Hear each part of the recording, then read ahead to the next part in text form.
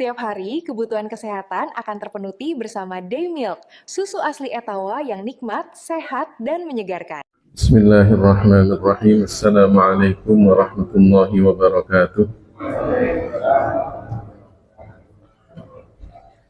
Alhamdulillahi rabbil alamin.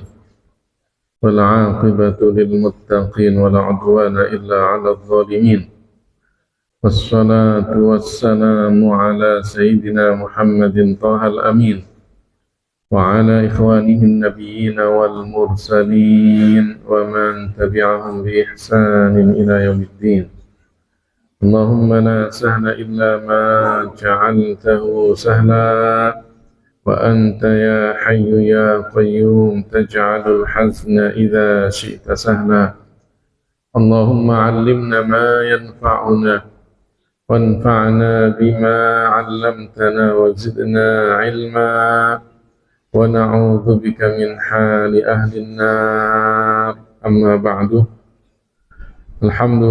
Alhamdulillah, puji syukur kita kepada Allah Subhanahu wa ta'ala atas segala rahmah, nikmat, karunia ya Allah berikan kepada kita semuanya, terutama nikmat iman, nikmat Islam, nikmat sehat wal afiyah, nikmat bisa menjalankan aktivitas kita sehari-hari, bahkan di pagi hari yang cerah ini kita sama-sama hadir di masjid yang kita muliakan untuk melaksanakan sholat subuh berjamaah, mudzakarah ilmu agama.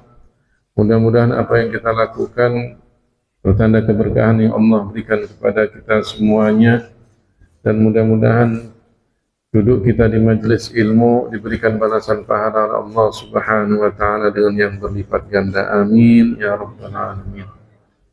Salawat dan salam semoga tercurahkan pada baginda kita Nabi besar Muhammad sallallahu alaihi wasallam, orang yang mulia yang dimuliakan oleh Allah Subhanahu wa ta'ala yang maha mulia, orang yang agung yang diagungkan oleh Allah ta'ala yang maha agung, orang yang besar yang dibesarkan oleh Allah ta'ala yang maha besar. Karenanya patutlah kita bersyukur kepada Allah Subhanahu wa ta'ala, kita dijadikan sebagai bagian dari umat Nabi Muhammad sallallahu alaihi wasallam. Syukur kita adalah dengan senantiasa menjalankan ajarannya, menerapkan syariatnya, membasahi lidah kita dengan salawat kepadanya. Harapan kita semuanya kelak kita mendapatkan syafaatul uzma, syafaat yang agung dari baginda kita Nabi besar Muhammad sallallahu alaihi wasallam. Para jamaah yang dimuliakan oleh Allah Ta'ala, mari sama-sama kita niatkan i'tikaf selama kita berada di dalam masjid, dan kita niatkan ikhlas karena Allah Ta'ala dalam mengikuti kajian ilmu agama ini. Meskipun kita sudah masuk pada akhir dari bulan Rabiul Awal, maka tidak ada salahnya kita masih membahas tentang kemuliaan Rasulullah sallallahu alaihi wasallam. Jadi Rasulullah sallallahu alaihi wasallam dalam sejarah manusia tidak ada orang yang sebelum dan setelahnya seperti Rasulullah sallallahu alaihi wasallam. Perkataan ini tidak hanya satu sahabat yang menyebutkan, bahwa sahabat mengatakan, saya belum pernah melihat sebelum Anda dan setelah Anda yang seperti Anda. Jadi perkataan ini diucapkan oleh beberapa sahabat Rasulullah sallallahu alaihi wasallam. Di antaranya Sayyidina Ali bin Abi Thalib. Kita tahu Ali bin Abi Thalib adalah anak dari paman Rasulullah sallallahu alaihi wasallam, sepupunya Rasulullah, menantunya Rasulullah.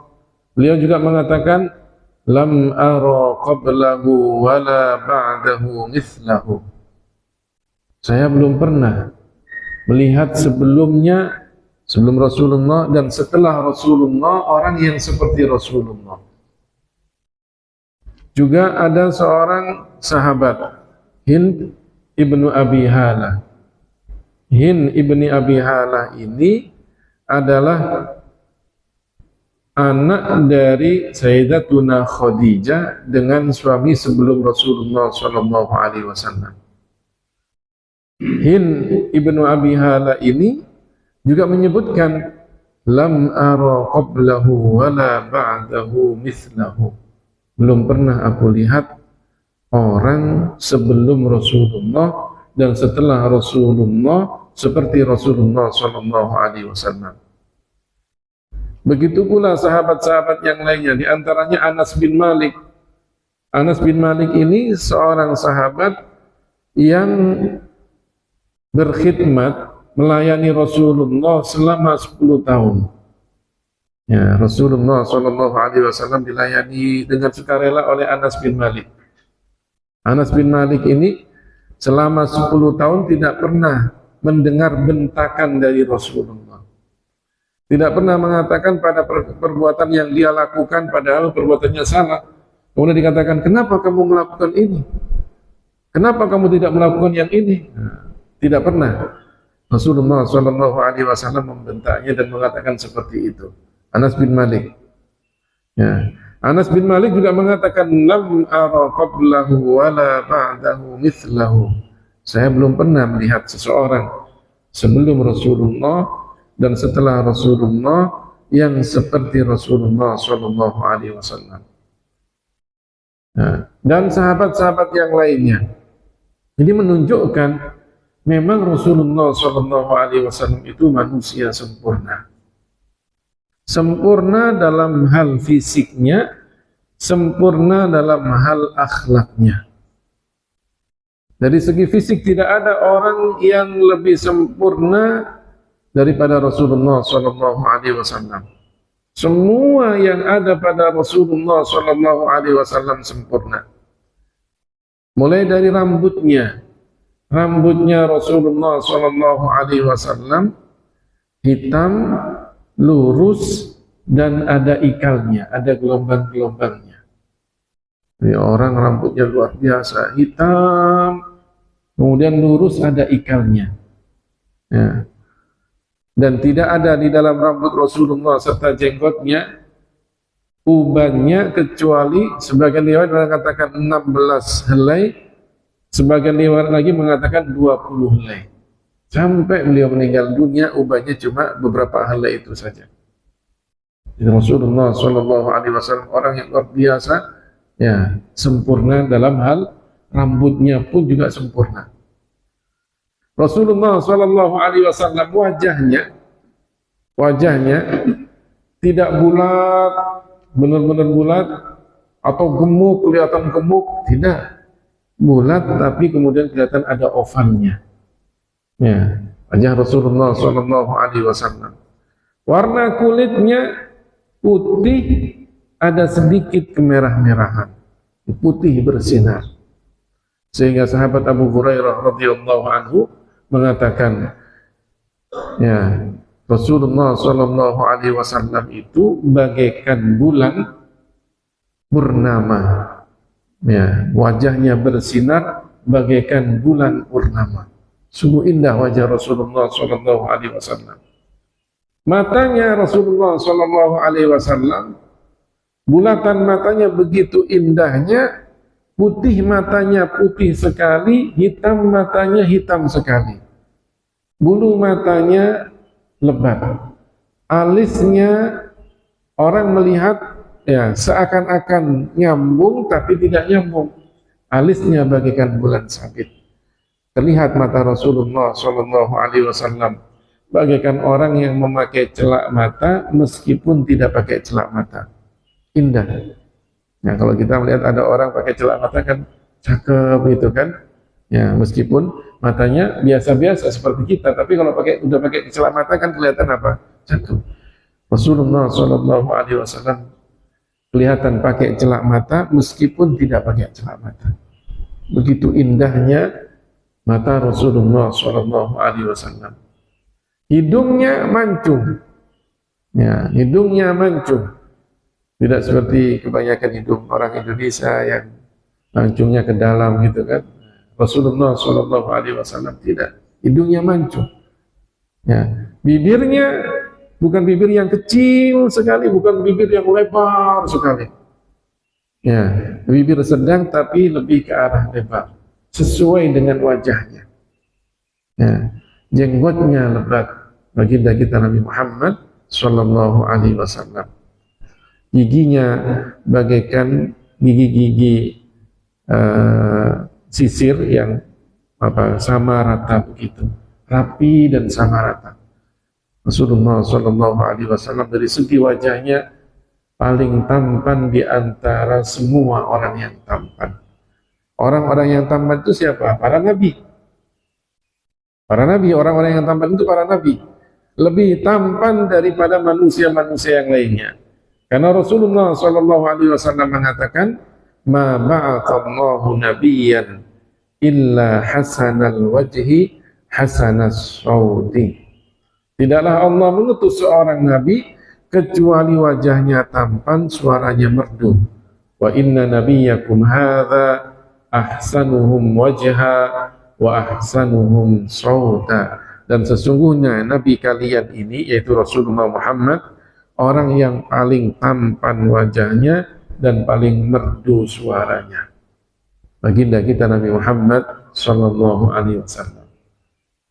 Pundaknya Rasulullah Sallallahu Alaihi Wasallam lebar, tegap. Ya, jadi pundaknya lebar dan tegap. Lehernya putih, sampai-sampai para sahabat mengibaratkan bagaikan perak, saking berkilapnya, saking putihnya. Ya, pundak leher Rasulullah Shallallahu Alaihi Wasallam. Kalau kemudian berkeringat, keluar keringat itu bagaikan mutiara. Ya, keringat yang jernih, putih bagaikan mutiara. Ya, bau keringatnya harum. Beda dengan kita ya. Ya, bau keringat kita, ya, kita sendiri aja nggak tahan menciumnya, apalagi orang lain, begitu kan? Ya, belum kemudian rasanya, kalau seandainya kena rasanya itu kan asin-asin begitu kan, keringat kita.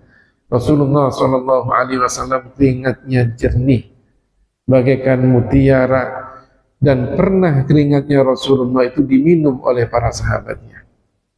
Bagaimana itu? Suatu ketika Rasulullah Shallallahu Alaihi Wasallam sedang tidur, beliau dalam keadaan sakit, ya, tidur di rumahnya Ummu Sulaim. Ummu Sulaim ini diantara kerabatnya Rasulullah, ya, masih mahramnya Rasulullah, masih saudaranya Rasulullah. Datang Rasulullah, kemudian beliau istirahat di rumahnya, karena ketika itu sedang sakit, maka keluar keringat bercucuran, ya, demam yang tinggi. Kemudian keluar keringat yang banyak sekali. Oleh Ummu Sulaim, pelan-pelan keringat Rasulullah itu diusap. Kemudian dimasukkan ke dalam satu tempat, diusap lagi, kemudian dimasukkan pada satu tempat. Ya. Kemudian terbangun Rasulullah Shallallahu Alaihi Wasallam. Apa kata Rasulullah? Madza tasna'ina ya Umma Sulaim? Apa yang kamu lakukan wahai Ummu Sulaim? Apa kata Ummu Sulaim? Narju barakatahu lisibyanina ya Rasulullah. Kami berharap ada berkahnya untuk anak-anak kami wahai Rasulullah. Jadi keringatnya Rasulullah ditaruh di satu tempat, ya, mau diberikan kepada anak-anaknya. Rasulullah Shallallahu Alaihi Wasallam tidak mengatakan, oh musyrik, nggak ada. Syirik nggak ada. Oh tidak boleh, tidak ada. Rasulullah Shallallahu Alaihi Wasallam diam. Ya. Akhirnya memang dibawa oleh Ummu Sulaim, diberikan kepada anak-anaknya. Ya, wallahu alam, kemudian ditambah air, kemudian biar bisa diminum oleh mereka. Tapi memang ambil berkahnya keringat Rasulullah Shallallahu Alaihi Wasallam. Ya. Sampai keringatnya pun juga diambil berkahnya oleh para sahabat beliau. Itulah Rasulullah Shallallahu Alaihi Wasallam. Tapi jangan coba-coba keringat kita, ya, kemudian diperas secara bisa pingsan kan ya. Ya, itu kita. Ya. Jadi Rasulullah Shallallahu Alaihi Wasallam dadanya lebar, dada dan perutnya rata. Ya, dada dan perutnya rata. menunjukkan orang yang kalau orang bilang gitu kan apa suspek gitu ya, nah, gitu kan, dada dan perutnya rata, beda dengan kita kan yang perutnya sudah ada kemajuan. Nah, itu kita. Nah, Rasulullah Shallallahu Alaihi Wasallam sampai meninggalnya pun juga orang yang luar biasa. Ya, dada dan perutnya rata. Rasulullah Shallallahu Alaihi Wasallam bukan orang yang banyak rambutnya, bukan orang yang asy'ar, banyak rambutnya. Tidak. Rasulullah orang yang ajrat. Artinya apa? Ada sedikit di dalam tubuhnya itu ada rambutnya. Di mana itu? Di antara dadanya. Ya, tempat kalau kemudian orang mengalungkan sesuatu, kalungnya kemudian ada di dada di sini, di antara dada sampai pusatnya ada apa? Masrubah, rambut yang tipis, yang kecil-kecil, yang lurus sampai pada pusatnya. Rasulullah Shallallahu Alaihi Wasallam. Di pundaknya bagian kiri ada tanda kenabian. Ya, ada tanda kenabian. Bagian belakang pundak sebelah kiri ada tanda kenabian. Tanda itu bagaikan ada daging ya, yang warnanya agak merah, tapi tanda ini bagus, bukan kemudian jelek, kelihatannya bagus. Seukuran telur merpati. Tanda kenabian, khatamun nubuwah. Ya, dan tanda kenabian ini ada di dalam apa? Kitab-kitab Taurat, sehingga para pendeta-pendeta waktu itu tahu bahwa Nabi akhir zaman ada tanda kenabiannya. Sampai dalam sejarah masuk Islamnya Salman Al-Farisi. Kalau kita pernah mendengar, Salman Al-Farisi bukan orang Arab, dari Paris, dari Persia. Ya, jauh dari, bukan orang Makkah, dari Persia dia. Salman Al-Farisi ini ya punya guru. Dari satu guru, sebelum meninggal gurunya itu berpesan, nanti kalau saya meninggal datanglah kepada si fulan, belajarlah kamu kepada si fulan, belajarlah Salman kepada si fulan. Guru yang kedua ini juga begitu, sebelum meninggal dia berpesan, nanti kalau saya meninggal kamu belajarlah kepada si fulan, begitu seterusnya. Sampai terakhir Salman, ya gurunya mengatakan, kalau saya meninggal carilah seseorang yang ada di daerah Arab sana. Ya, dia itu adalah Nabi akhir zaman. Ciri-cirinya, ya, dia menerima hadiah. Kalau diberi hadiah mau dimakan. Tapi kalau diberi sedekah tidak mau. Ya, sedekah akan dimakan oleh sahabat-sahabatnya. Kemudian ciri yang ketiga, dia punya tanda kenabian pada pundaknya. Salman Al-Farisi. Setelah itu kemudian dia apa? Berharap bisa pergi ke Arab. Dia nggak tahu Arab itu di mana. Ya nggak tahu, ya. Tapi itulah yang namanya hidayah. Ya, dia kemudian ada saudagar, ada para pedagang itu datang ke daerahnya. Maka kemudian apa? Dia berharap mungkin pedagang-pedagang ini dari Arab, gitu kan? Ikut dia. Ternyata oleh para pedagang ini apa? Dia diperbudak. Setelah itu dijual. Nah, dijual. Salman Al-Farisi bukan budak. Tapi kemudian oleh pedagang-pedagang itu diperbudak dan mau dijual. Dijual kepada pedagang-pedagang yang lainnya. Ternyata pedagang yang berikutnya itu orang-orang Arab. Ya, dibawalah kemudian Salman Al-Farisi, masih statusnya diperbudak oleh mereka karena mereka beli kan. Ya, akhirnya apa? Dibawa ke Arab. Nah, disitulah kemudian beliau mendengar, Salman Al-Farisi mendengar ada orang yang ya luar biasa banyak pengikutnya dan beliau sangat dihormati oleh pengikutnya. Suatu ketika kemudian Salman Al-Farisi apa? Ingin tahu apakah dia ini orang yang saya cari-cari. Salman Al-Farisi kemudian apa? Dia mulai bekerja. Kerja, dapat uang, kemudian dia apa? Ambil uang, sebagian uangnya dia belikan sesuatu, dia hadiahkan kepada Rasulullah. Kemudian diambil oleh Rasulullah hadiahnya. Ya, dimakan. Nah, akhirnya Salman mengatakan ini tanda yang pertama. Kerja lagi, ada uang, kemudian dia beli sesuatu, dia berikan kepada Rasulullah, ditanya oleh Rasulullah, apa ini? Sedekah. Kemudian Rasulullah tidak mengambilnya. Ya. Nah, kata Salman, ini tanda yang kedua.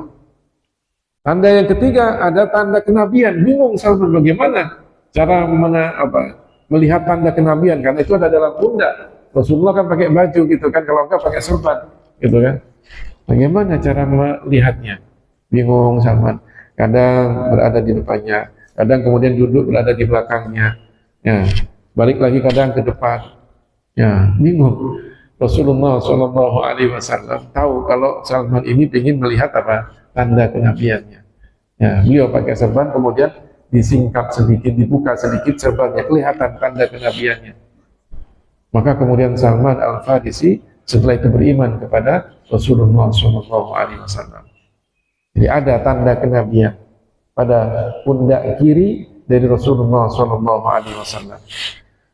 Rasulullah Shallallahu Alaihi Wasallam persendian tulang-tulangnya, persendiannya, sikunya, kemudian pertemuan antara lengan dan pundaknya, itu tulang-tulangnya besar-besar, menunjukkan orang yang kuat. Ya, orang yang kuat Rasulullah, bukan ya sebagian kita atau kayak saya ini kan tulang-tulangnya kecil-kecil begitu kan. Rasulullah Shallallahu Alaihi Wasallam setiap persendiannya itu besar, dhakhmul karodisi. Ya, Rasulullah Shallallahu Alaihi Wasallam tangannya,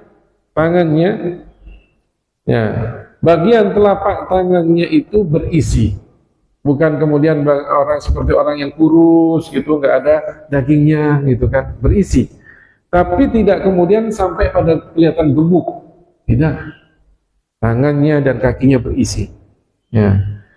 Rasulullah Shallallahu Alaihi Wasallam tangannya halus sekali. Sampai para sahabat itu mensifatinya apa? Ya, ma masastu di bajan wala hariran alyanu min kaffi Rasulillah sallallahu alaihi wasallam. Saya tidak pernah menyentuh sutra yang halus sekalipun, yang tipis ataupun yang tebal, lebih halus daripada tangannya Rasulullah sallallahu alaihi wasallam. Di tangan Rasulullah halus sekali. Bukan berarti kemudian Rasulullah Shallallahu Alaihi Wasallam tidak bekerja beliau. Ya, beliau berperang bawa pedang, ya kan? Beliau juga bangun masjid bawa batu. Ya, beliau juga yang bangun parit-parit itu, fondak itu, ikut juga bawa batu. Beliau yang kemudian kalau di rumahnya, beliau yang membetulin keperluan-keperluan rumahnya, sendalnya, memeras air susu kambingnya Rasulullah Shallallahu Alaihi Wasallam. Tapi Allah berikan tangannya, bagian telapak tangannya itu halus sekali, ya, lebih halus daripada kain sutra. Itulah Rasulullah Shallallahu Alaihi Wasallam. Ya. Kemudian Rasulullah Shallallahu Alaihi Wasallam berjalan seperti orang yang tegap, bagaikan orang yang turun dari atas ke bawah. Orang turun, berjalan dengan posisi dia turun dari atas ke bawah, pasti jalannya cepat. Ya, jalannya cepat. Ya. Sambil kemudian menahan kepalanya gitu kan, nunduk begitu kan. Nah, jalannya cepat. Itulah Rasulullah Shallallahu Alaihi Wasallam. Kalau berjalan dengan cepat. Kalau berjalan beliau angkat kakinya. Ya, tidak kemudian diseret. Kalau berjalan bukan berjalan seperti orang yang sombong, ya, tapi berjalan cepat, menunjukkan orang yang penuh dengan semangat untuk bekerja. Jadi Rasulullah Shallallahu Alaihi Wasallam berjalannya cepat, tidak seperti kita berjalannya orang Indonesia yang pelan. Orang sudah jauh, kita masih pelan. Coba aja kalau kita lagi haji ataupun umrah, atau kemudian kita bertemu dengan rombongan orang-orang lain gitu kan, jalannya cepat-cepat. Orang Jepang, orang Cina, kadang tubuhnya hampir sama dengan kita, tapi jalannya mereka cepat-cepat. Ya, karena memang sudah dibiasakan dari kecil. Orang yang dibiasakan dari kecil jalannya cepat, maka jalannya pun cepat. Kalau kita kan biasa dari kecil jalannya santai begitu kan. Ya, itulah kita. Ya. Rasulullah Shallallahu Alaihi Wasallam berjalannya cepat. Wa idal tafata jami'an. Kalau kemudian beliau, ya, kalau beliau kemudian dipanggil, maka beliau menoleh dengan seluruh badannya, menunjukkan orang yang ingin menghormati setiap orang yang memanggilnya. Nah, tidak seperti kita kan. Kalau kita kan tergantung siapa yang manggil. Kalau yang manggil atasan, kita noleh dengan semua badan kita. Kalau yang manggil teman, noleh dengan apa, kepalanya doang gitu kan. Kalau yang manggil lebih bawah dari kita, ya nggak noleh-noleh kita kan. Cuma iya gitu aja. Nah, itulah kita. Rasulullah Shallallahu Alaihi Wasallam tidak demikian. Jadi ini Rasulullah Shallallahu Alaihi Wasallam orang yang sempurna.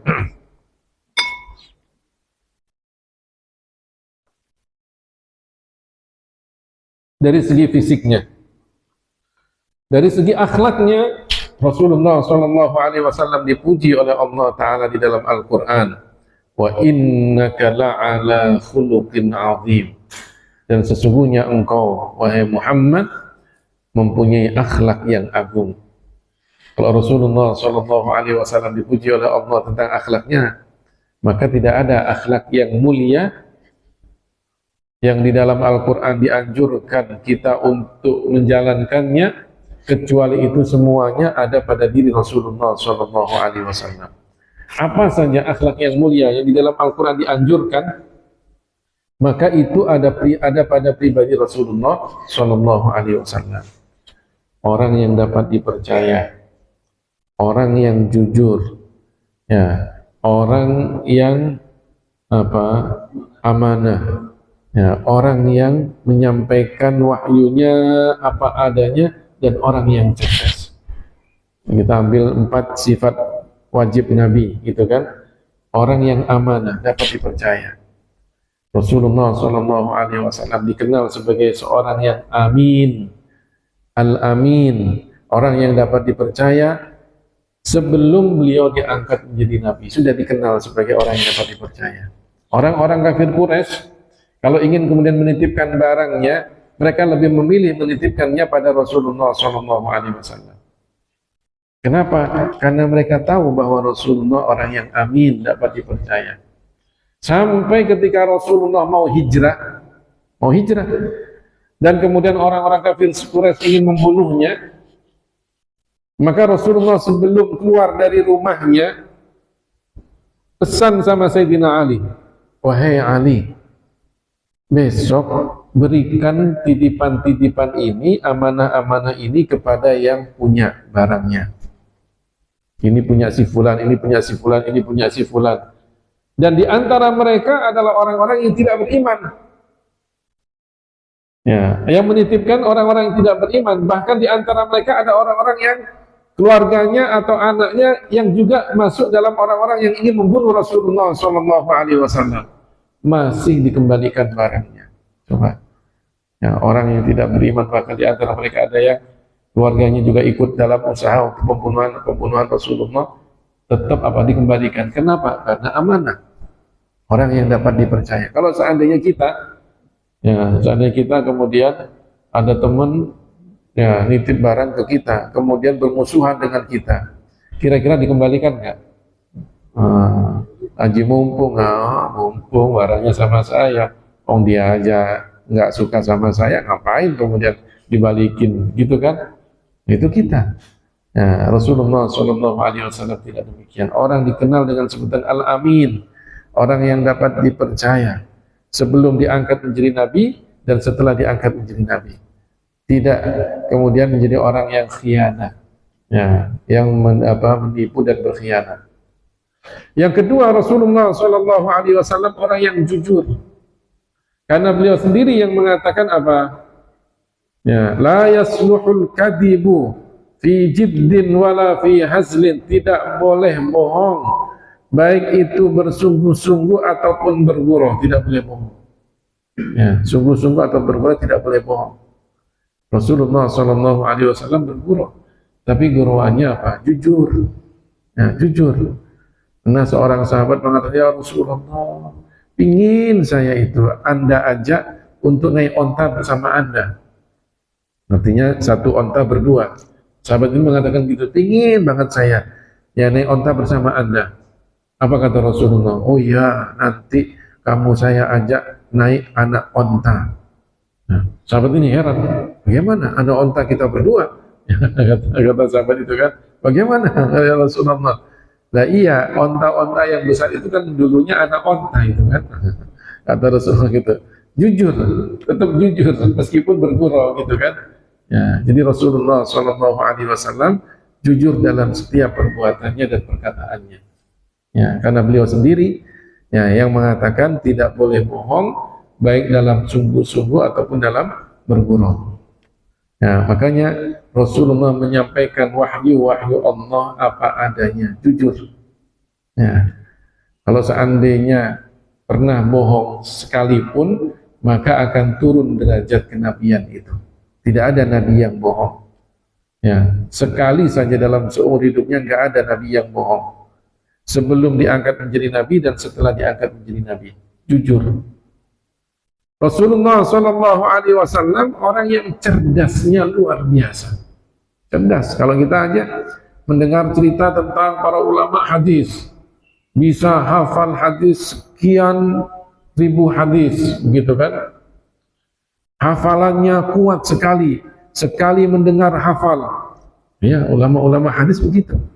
Imam Bukhari dibacakan 100 hadis dalam satu majelis, 100-100-nya hafal semuanya. Sekali mendengar. Ya. Yang pertama, satu ulama menguji Imam Bukhari baca 10 hadis dengan sanadnya diacak. Diacak sanadnya. Imam Bukhari kemudian mendengarkan saja.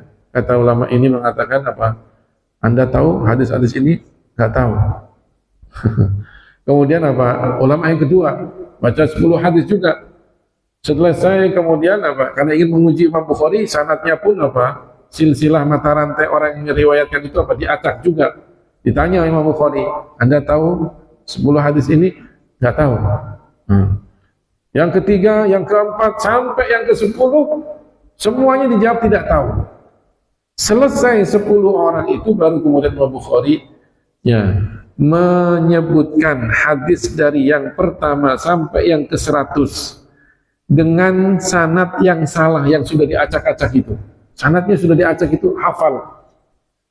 Hadis yang pertama yang disebutkan sanadnya begini, itu tidak benar. Yang benar adalah begini. Hadisnya mengatakan begini. Hadis yang kedua yang tadi disebutkan sanadnya begini, maka itu tidak benar. Yang benar adalah sanadnya begini. Coba hafal dalam satu majelis sekali mendengar. Beda dengan kita ya berkali-kali mendengar nggak hafal itu kita. Ya. Itu Imam Bukhari sekali mendengar hafal. Kalau di dalam umat Nabi Muhammad ada yang cerdasnya seperti itu, Rasulullah SAW lebih cerdas sekali. Suatu ketika ditanya, seorang bertanya tentang perihal anaknya warna kulitnya hitam, sedangkan dia warna kulitnya putih, istrinya warna kulitnya putih. Lah kok anaknya hitam gitu kan? Bingung dia. Ini anak siapa ini kan? Bingung dia. Datang kepada Rasulullah mengatakan, ya Rasulullah, anak saya kok jadi hitam, padahal saya putih, istri saya putih. Sampai saya kemudian menyangka sesuatu yang tidak baik pada istri saya. Apa kemudian kata Rasulullah? Kamu punya onta? Kata Rasul, kamu punya onta? Iya. Apa warna onta kamu? Merah, coklat kemerah-merahan. Nah, kemudian, adakah di antara onta-onta kamu itu yang warnanya abu-abu? Dari sekian kamu banyak onta itu, warnanya kan sama rata-rata. Tapi adakah di antara onta-onta kamu itu yang warnanya abu-abu? Dia kemudian mikir, oh ada, ya Rasulullah, ada. Nah, apa kemudian kata Rasulullah? Kenapa dia warnanya berbeda? Sedangkan yang lainnya merah kecoklat-coklatan. Itu adalah di antara dia warna tersebut ya nurun kepada di antara nenek moyangnya onta-onta kamu itu. Ada mungkin dulu ya onta-onta itu yang warnanya apa? Abu-abu. Maka kemudian nurun kepada anaknya itu. Maka anak kamu pun juga demikian. Ada mungkin di antara ya nenek moyang kamu yang warna kulitnya hitam. Subhanallah. Jadi Rasulullah Shallallahu Alaihi Wasallam sebelum ada geger DNA dan segala macam itu, beliau sudah mengatakan ternyata ya ada garis keturunan itu yang kemudian bisa apa menurunkan anak sesuai dengan apa ya gennya begitu kan. Nah, akhirnya sahabat ini kemudian mau pulang, tenang dia. Yang tadinya nuduh macam-macam kepada istrinya apa, tenang dia. Memang anaknya dia hitam begitu kan. Ya.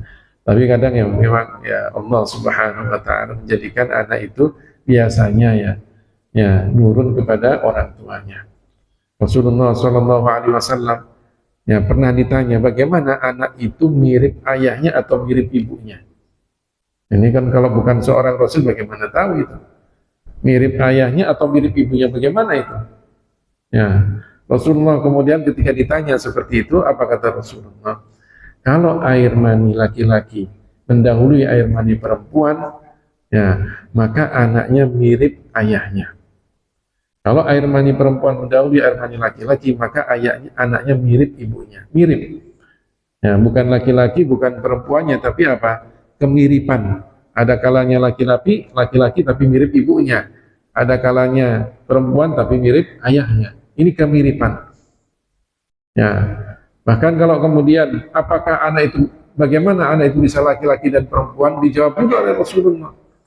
Kalau sperma laki-laki lebih dominan, ya, maka anak itu akan jadi laki-laki. Kalau sperma perempuan yang lebih dominan, maka anak itu jadi perempuan. Dari mana ini? Kalau bukan dari wahyu dari Allah Subhanahu wa taala. Orang yang cerdas luar biasa. Ya. Kemudian Rasulullah Shallallahu alaihi wasallam menyampaikan wahyu Allah Ta'ala sebagaimana Nabi dan Rasul sebelumnya. Semua Nabi, semua Rasul mempunyai sifat tabligh, menyampaikan. Maka tidak ada Nabi yang mendapatkan wahyu untuk dirinya sendiri, nggak ada. Semua Nabi mendapatkan wahyu untuk dirinya dan untuk disampaikan kepada umatnya. Karena Rasul itu utusan. Kalau dikatakan utusan, maka dia diutus untuk orang lain. Mana ada kalau kemudian dikatakan utusan diutus untuk diri sendiri, ada nggak? Orang kemudian bilang kepada seseorang, ini saya mau ngirim apa surat, panggil, ini saya mau ngirim surat ini kepadamu, saya utus kamu untuk mengirim surat ini kepada dirimu sendiri.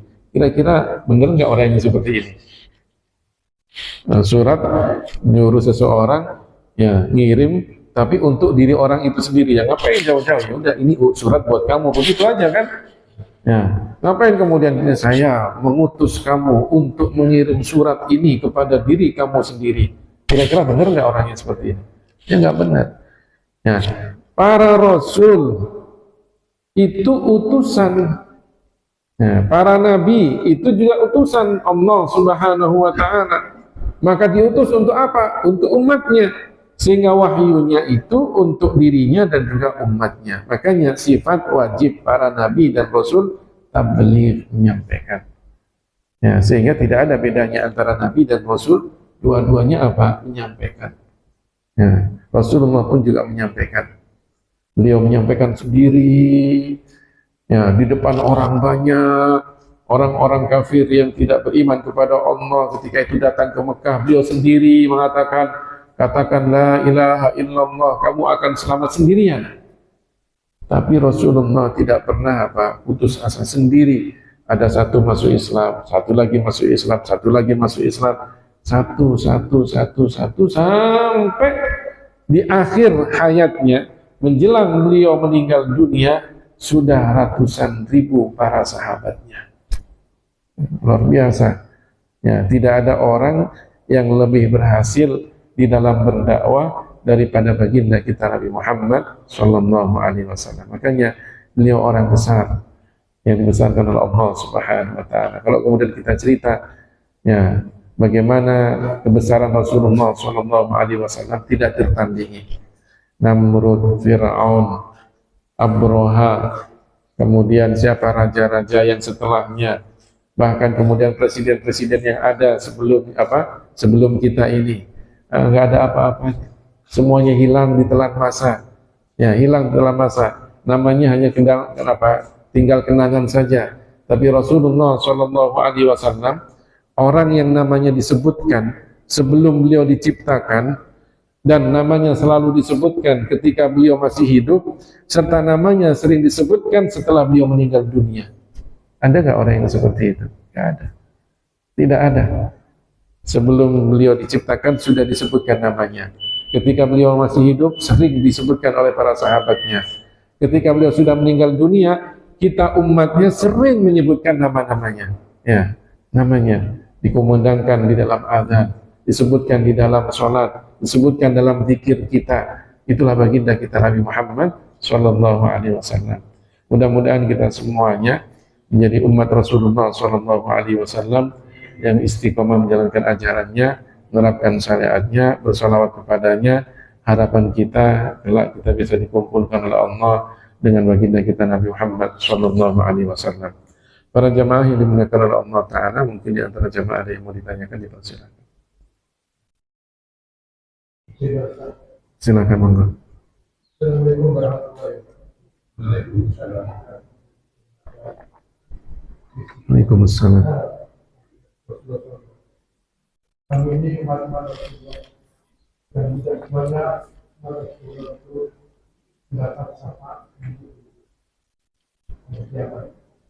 bagaimana caranya agar kita ini semuanya diakhir dalam ini akan mendapatkan syafaat. Dan terima kasih. Waalaikumsalam warahmatullahi wabarakatuh. Jadi syafaat itu apa?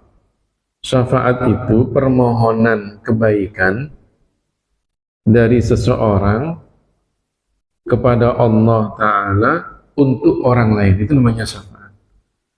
Jadi orang-orang yang solih, para nabi, para wali, orang-orang yang solih itu memohonkan kepada Allah ya, agar orang-orang yang tidak baik dulu di dunianya banyak maksiatnya itu diberikan syafaat. Syafaat itu bisa apa? Penghapusan dosa-dosanya sehingga tidak disiksa, atau keringanan siksaannya. Ada kalanya penghapusan dosa-dosanya, ada kalanya keringanan siksaannya. Syafaat. Siapa yang memberikan syafaat? Orang-orang yang soleh, para nabi, para wali. Siapa yang diberikan syafaat? Orang mukmin. Orang-orang mukmin. Syafaat itu tidak diberikan kepada orang kafir. Ya. Dan orang mukmin yang bagaimana yang nanti akan diberikan syafaat ini? Orang mukmin yang banyak dosanya. Adapun orang mukmin yang dia tidak banyak dosanya, bahkan kemudian dia termasuk orang yang bertakwa, tidak butuh kepada syafaat. Justru terkadang dia memberikan syafaat. Makanya kalau kita punya anak hafal Al-Quran, di antara yang bisa memberikan syafaat itu adalah orang yang menghafal Al-Quran, berakidah benar, meyakini dengan keyakinan yang benar kandungan-kandungan Al-Quran yang dia baca. Insya Allah dia bisa memberikan syafaat kepada keluarganya karena soleh, gitu kan? Karena soleh, hafal, diamalkan, dijadikan zikir, bacaan Al-Qurannya, kandungan-kandungannya yang benar dia amalkan, ya. Nah, dia sendiri bisa memberikan syafaat. Orang-orang yang soleh pun juga begitu. Kalau kita punya guru, punya ustadz, punya kiai, ya, yang kemudian soleh, maka kita apa? Berharap, ya, menjadi muridnya, menjadi jamaahnya, berharap nanti di akhirat mendapatkan syafaatnya. Karena kita sadar bahwa kita bukan orang yang benar-benar istiqomah dalam kebaikan. Ya, kita ini banyak dosanya, gitu kan? Nah, ini namanya syafaat. Ada yang dikatakan syafaatul uzma, syafaat yang agung. Itu hanya pada Rasulullah SAW. Kenapa dikatakan syafaat yang agung?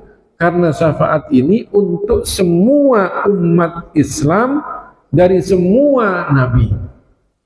Jadi semua umat Islam dari semua nabi itu kemudian berbondong-bondong Tadinya datang kepada Nabi Adam, minta agar mereka diberikan syafaat. Kata Nabi Adam, saya bukan orangnya. Pergilah kepada Nabi Nuh. Mereka berbondong-bondong juga kepada Nabi Nuh. Kata Nabi Nuh, saya bukan orangnya. Pergilah kepada Nabi Ibrahim. Kata Nabi Ibrahim, saya bukan orangnya. Pergilah kepada Nabi Musa. Kata Nabi Musa, saya bukan orangnya. Pergilah kepada Nabi Isa. Kata Nabi Isa, saya bukan orangnya. Pergilah kepada Nabi Muhammad. Terakhir Nabi Muhammad lah yang bisa memberikan syafaatul uzma, syafaat yang agung bagi seluruh umat Islam dari seluruh nabi. Ya, umat semua nabi ya, diberikan syafaatul uzma biar mereka cepat beralih dari tempat waktu itu di hari kiamat. Nah, itu namanya syafaatul uzma. Jadi ada ada syafaat uzma, ada syafaat yang maksudnya yang biasa ini, yang setiap nabi, setiap orang soleh memberikan syafaat kepada orang-orang yang dia kenal atau kepada jamaahnya.